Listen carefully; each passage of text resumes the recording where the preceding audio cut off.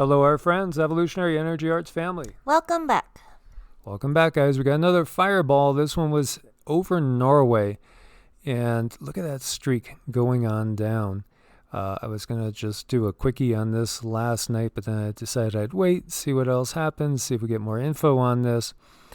This one, people heard probably break through the sound barrier, and they're looking for the remains.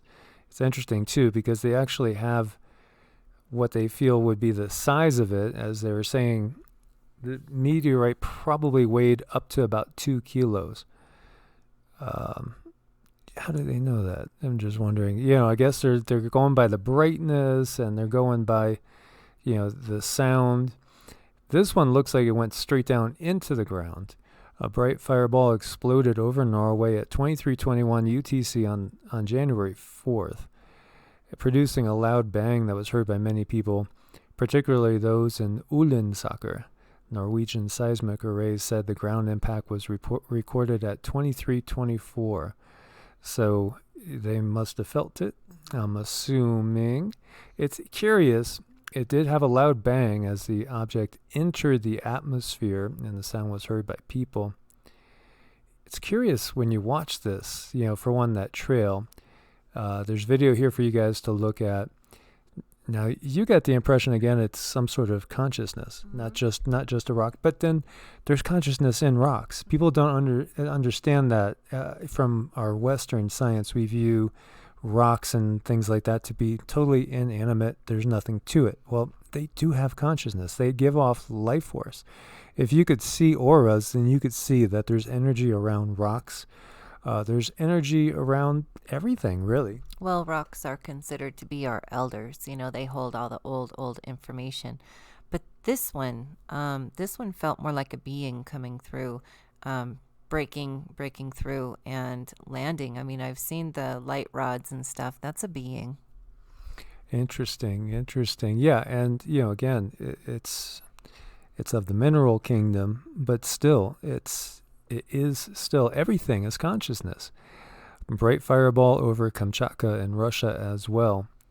And this was reported on the 12th. It burnt up before reaching the ground and was less than 33 feet in diameter.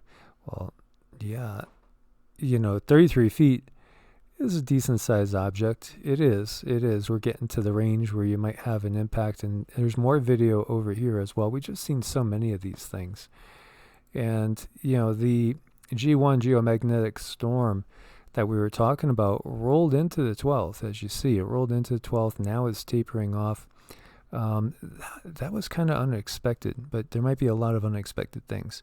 And we were out doing our meditation again, and it was 16 degrees Fahrenheit when I started. I'm not sure exactly what that was, below, obviously below zero in Celsius. But again, the sun is so intense. I'm getting the suntan out there. And we do about an hour in the morning of mantras and meditation. And I do them without a shirt on. And the sun, the intensity of the sun is more than enough to keep me warm in 16 degrees Fahrenheit. In fact, I actually start trickling sweat. And, I am getting a tan. It feels like it's summer here. Looking good. Thank you.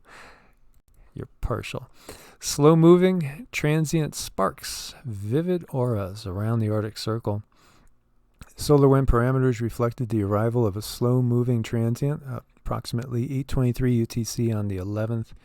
At this time, density, temperature, and wind speed increased, sparking vivid auroras around the Arctic Circle. Interesting, again, we were talking about that G1 storm. Something tells me we're going to see much stronger storms. If we get to like a G3 or a G4, we're going to have some serious issues. And a lot of people were talking about internet issues. Now, we don't know exactly what's going on with that. It could be related to this G1 storm that came through. Could be related to other things, perhaps even geopolitical. Yeah, we got a lot of that going on, that's for sure. And we have severe storms bringing disruption and much-needed rain to drought-stricken Morocco. Again, North Africa is going to eventually bloom in these times, as it was a breadbasket And, again, the push has been long underway from certain countries that are competing to try to dominate the areas that are going to become much more productive with food production. That's right. We got to be prepared for that. Yeah, so I mean, look at this water in there. That's all the way, up to the bus or the tram. I can't even tell if that's a bus or a tram. But we've seen massive flooding all around the globe. And again, anywhere there's water, there's going to be more.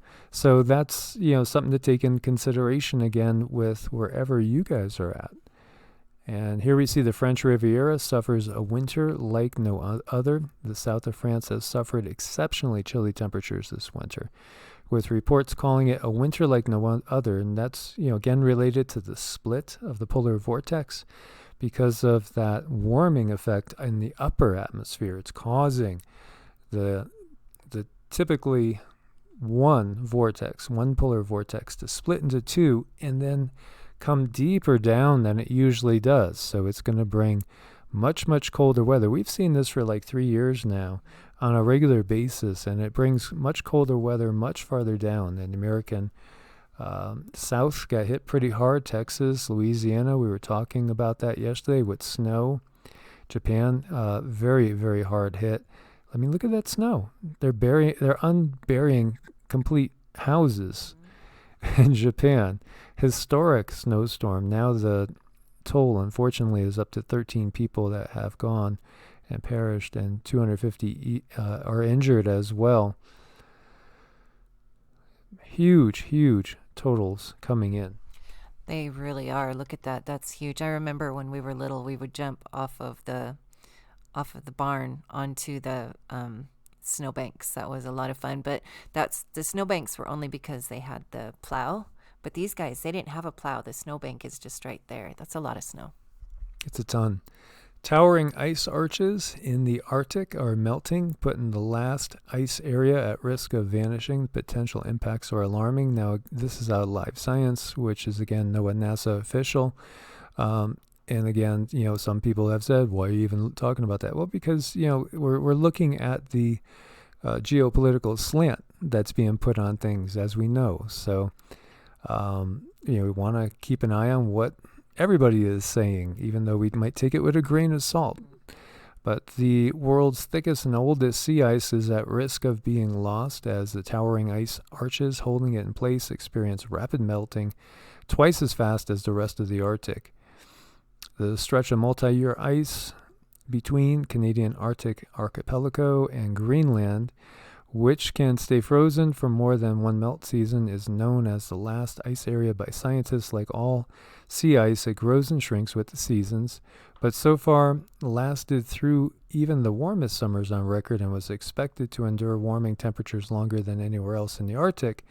It was previously hoped that the area would become a vital refuge in the coming decades for polar bears, walruses, and other animals that depend on sea ice. But it may not be possible because it's losing ice mass at twice the rate of the entire Arctic. But things are changing and changing in different areas. Again, if we're going to end up with, perhaps we will have a complete magnetic pole reversal. South pole becomes the north, north the south. And as time has gone on, I've seen more people talking about crustal displacement events because, a while ago it was laughed off as pseudoscience, but more people are coming on with that possibility, and I think there's been a lot of evidence that has absolutely covered up that fact. And just look at how the Hawaiian Islands have formed, which they formed from a plume, which comes down from deep within the earth. And it shows you that there's about a 110-degree angle where the crust shifted. That's such evidence for a crustal shift. Atmospheric CO2 will pass an alarming milestone in 2021. Again, this is also out of Live Science. But what they don't tell you, what they're saying here is a 50% increase since the start of the widespread industrial activity in the 18th century. Well, that's kind of to be expected.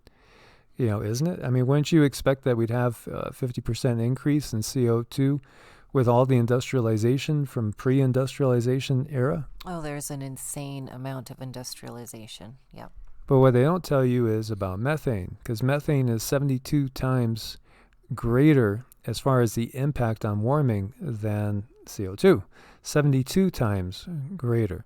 And, again, permafrost is melting and perhaps releasing biological agents like bacteria and viruses into the atmosphere that have been locked up for thousands and thousands of years, maybe tens of thousands. And who knows what that will bring. I know, these minor details. Very, very interesting stuff.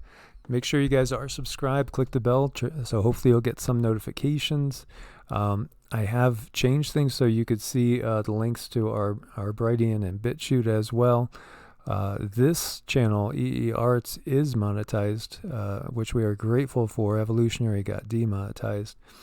And of course, there's no monetization over at Brighteon at Bitchute, but I do find it curious that, like the video we did on the airspace over a certain area that was closed, over here it got 5,787 views, and over on Brighteon it got like over 11,000 views, with a fraction of the total people that watch Brighteon compared to YT. So that's kind of telling. That is really, really telling. But we do appreciate you guys helping to support us also at Ko-Fi and Patreon. And anybody that needs to reach out, make an appointment, please do. EEARTS at ProtonMail or evolutionaryenergyarts at gmail.com. God bless and namaste. God bless, guys. Namaste.